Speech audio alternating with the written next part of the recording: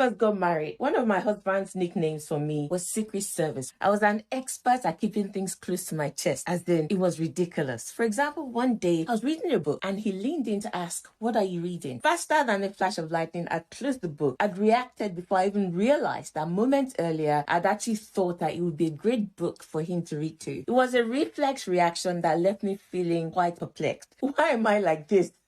It's simple. I used to be someone who was afraid to open up. I thought vulnerability was a sign of weakness and that people would judge me for being too emotional or needy. Or even worse, they would reject me for not holding up to a particular standard. I thought sharing my burdens with others would create unnecessary complications and it was best for me to work it all out by myself. This fear of vulnerability led me to keep people at arm's length. It was a defense mechanism for sure, but it ended up pushing people away. But then one day, I realized that by keeping my guard up, I was actually blocking myself from experiencing true intimacy and connection. I realized that vulnerability is actually a strength. That being vulnerable simply means being honest about your emotions and needs. And it is then up to people to decide how they will process that information. It's not up to me. Yes, a few people will use it against me, but for the right people, the ones who actually count, it is a beautiful invitation for intimacy and connection. It takes courage to be vulnerable, but the rewards are well worth it.